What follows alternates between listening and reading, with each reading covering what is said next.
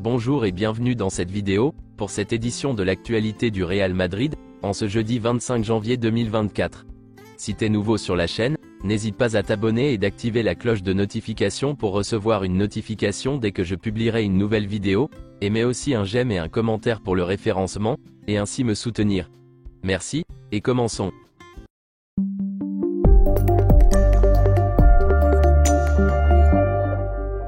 L'équipe du Real Madrid s'est exercée à la Ciudad Real Madrid pour préparer le match contre Las Palmas de la 22e journée de Liga, qui se disputera ce samedi soir à l'extérieur. L'effectif a entamé la séance par du travail dans le gymnase durant une demi-heure. Après quoi, les joueurs ont effectué des exercices de circulation du ballon, de possession et de travail tactique. Pour terminer, ils ont disputé plusieurs matchs sur un terrain aux dimensions réduites, et ont enchaîné des séries de courses. Valverde s'est exercé à l'intérieur des installations, tandis que Courtois, Militao et Alaba ont poursuivi leur processus respectif de récupération. Hier, l'UEFA a effectué un contrôle antidopage sur les joueurs de l'équipe première à Valdebebas. Voici à quoi pourrait ressembler le maillot d'entraînement Real Madrid pour la saison prochaine. Dani Carvajal est nommé joueur du mois de la Liga pour le mois de janvier. Vinicius Junior a dépassé Roberto Carlos contre Almeria, et est devenu le deuxième meilleur buteur brésilien de l'histoire du Real Madrid, avec 70 buts. Ronaldo Nazario est le premier avec 104 buts. Selon Relevo, Andriy Lunin a pris l'avantage sur Kepa, et Carlo Ancelotti envisage de le garder comme titulaire. Le conseil d'administration du Real Madrid estime qu'Andriy Lunin devrait être le gardien de but titulaire plutôt que Kepa.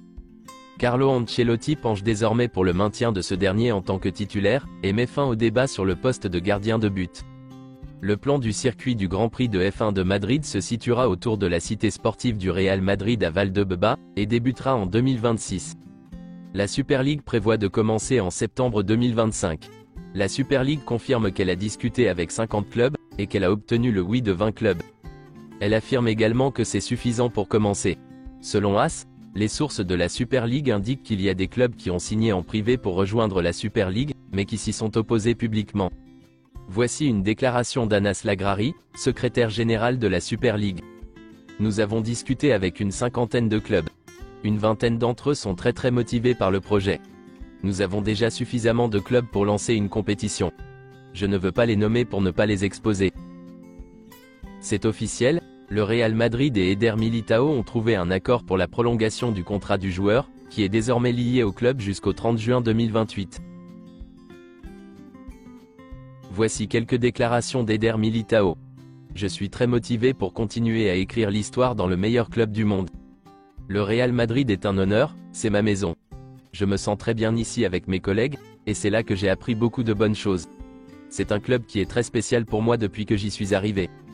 Je m'améliore de jour en jour, et petit à petit je fais ce qu'on me demande. Je suis les plans des médecins et des physiothérapeutes. Le Real Madrid m'aide beaucoup. Les installations et le fait d'être avec tout le monde vous font sentir important, et vous donnent un peu de vie et de joie. Il n'y a aucune raison d'être démotivé. Eder Militao est impatient de revenir, mais les médecins ont insisté auprès de lui pour qu'il ne fixe pas de date de retour. Si Militao respecte les délais, il pourrait participer à l'hypothétique quart de finale de Ligue des Champions. Le compte à rebours pour le retour de Militao a commencé. Il a raccourci les délais, et le Real Madrid n'en revient pas. Il n'est pas exclu qu'il participe à certains entraînements de l'équipe dans les prochains jours, mais son retour est prévu pour fin février début mars. Le retour d'Eder Militao est une excellente nouvelle pour le Real Madrid. Il manque à Carlo Ancelotti et aux joueurs du Real Madrid. Les dirigeants du club ont confiance dans le potentiel de Militao, et le considèrent comme un leader silencieux sur le terrain. Selon certaines rumeurs, si Carlo Ancelotti décide de ne pas compter sur Rafa Marín pour la saison prochaine, il pourrait être inclus dans le contrat d'Alphonso Davies pour faciliter les négociations. Rafa Marín est un joueur intéressant pour le Bayern. Au Bayern, on suppose que les spéculations sur un éventuel transfert au Real Madrid influencent les performances d'Alphonso Davies ces derniers temps.